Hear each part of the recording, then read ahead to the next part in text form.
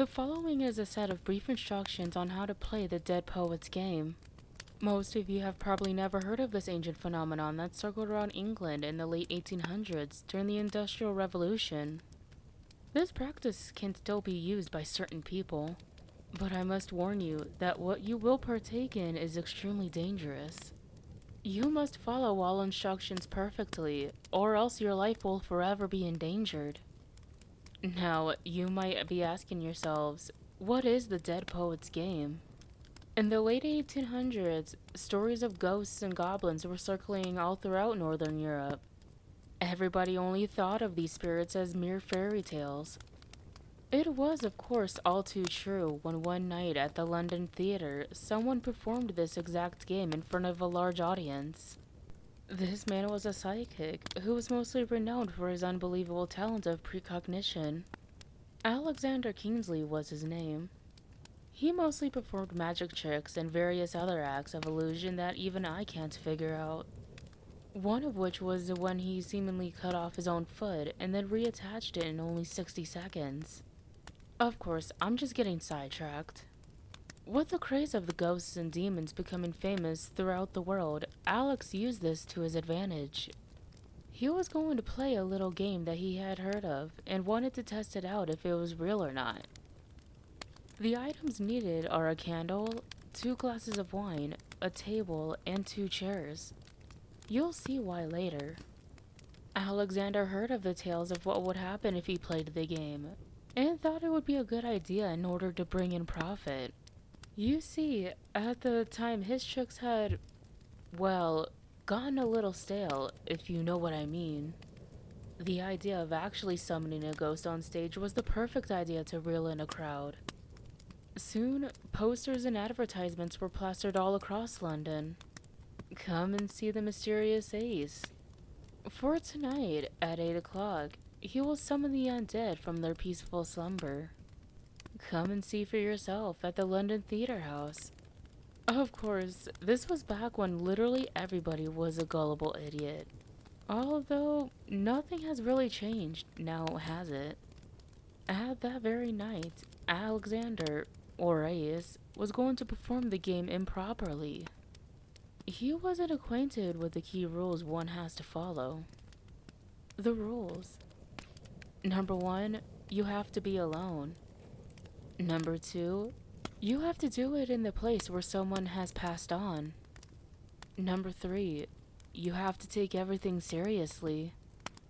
Alex was disrespecting these rules to the core, and the punishment for not following these rules are, well, you'll see later. The setup you have to follow is that you have to be in the vicinity of where someone has recently passed away.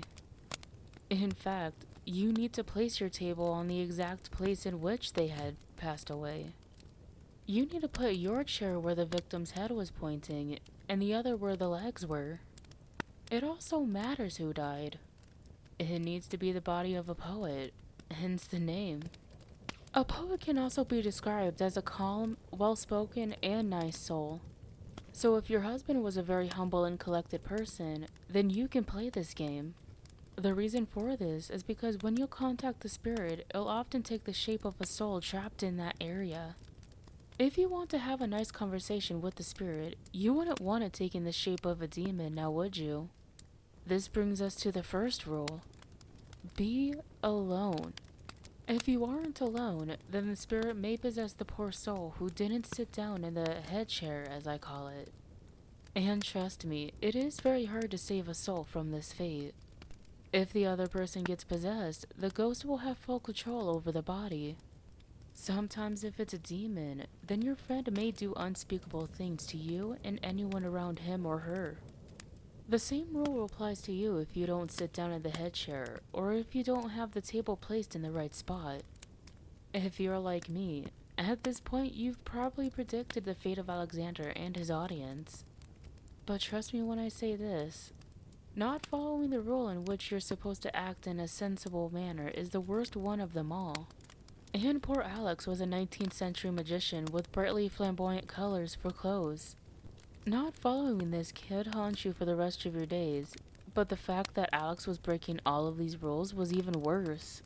To properly play, you must lock yourself in the room, closing all the blinds, and be sure to do it at night. No light must be in the room at this time, except for the faint flickers of light emanating from the candle that you need to place on the table. Take out the 2 wine glasses and pour both glasses with a drink of your choosing. This symbolizes a peace offering to the spirit, showing that you mean no harm to him or her. I should remind you that you must have no form of technology inside the room. Also, you must make sure that you have no way of contacting anyone else in the outside world. To start, you must call to the spirit that you mean no harm to them. You pour their glass and raise your own and take a sip. If you have done this correctly, after lowering your glass, there will be someone sitting across from you. At this point, you must not display any signs of fear in your voice or your facial expressions. You must not provoke the spirit in any way. You must act sensible. To start the game, you must say, "I wish to start a match." The ghost will usually nod and raise the glass. The spirit will be taking the appearance and personality of the deceased body of your choosing. Remember that you must treat the spirit as if it is actually the person in the room. If you don't, then you will be met with weird looks and eventual frustration and anger. Of course, nobody in their right mind would want to mess with a ghost. To play, you must have to say what letter you want to be, either A or B. To say it, you must say, "I strip you of the letter B."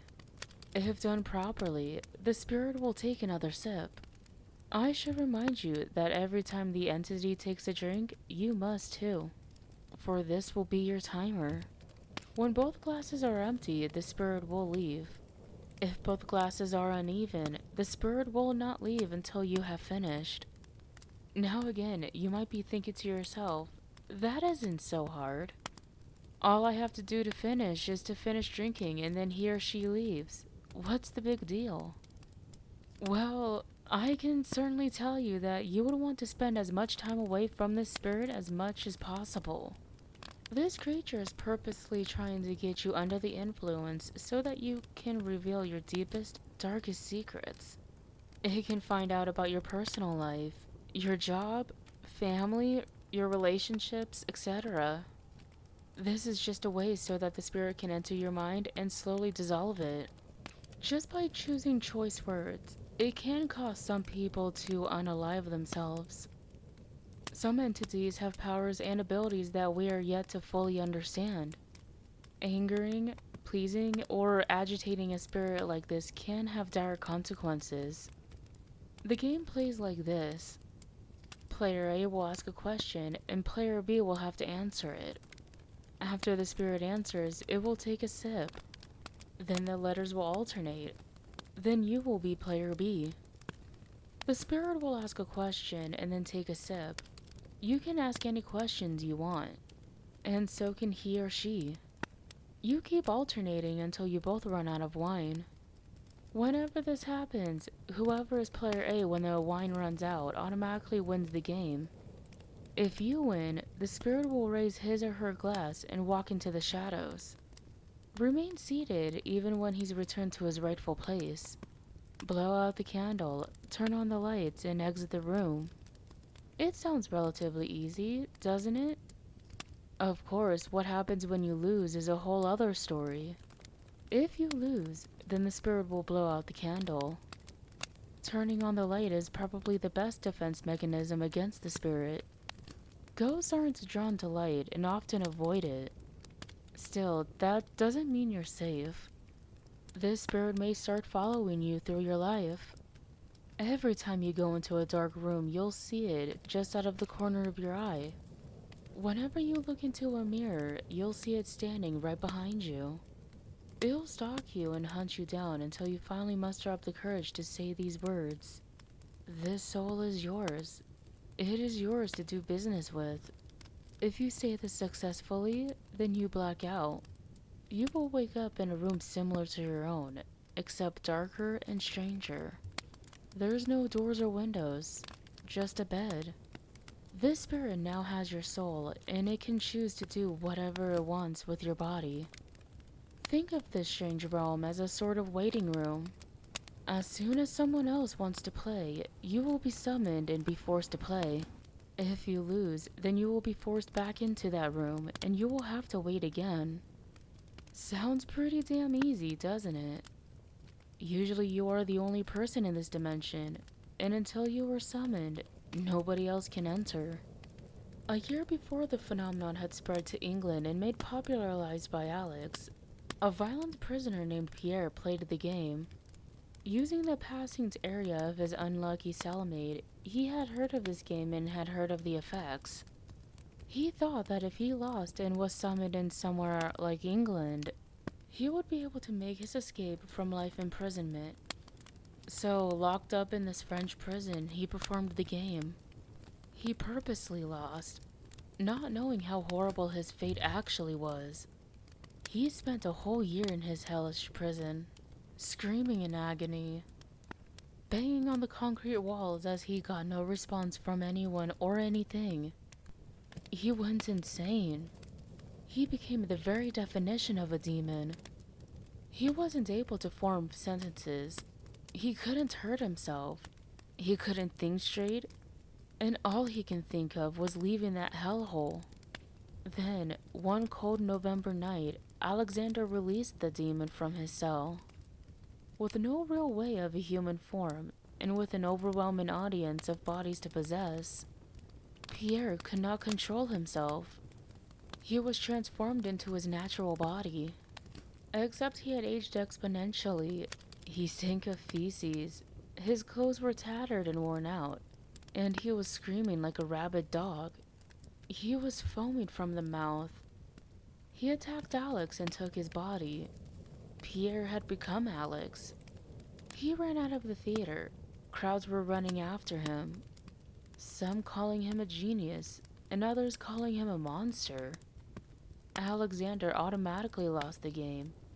He didn't follow the rules, and thus his fate had befallen him. And so, if you've learned anything from this, do not take the risk by playing this game. It will ruin you. It will destroy you. It will dismantle the very fabric of your world. If you do choose to play this game, I suggest playing alone.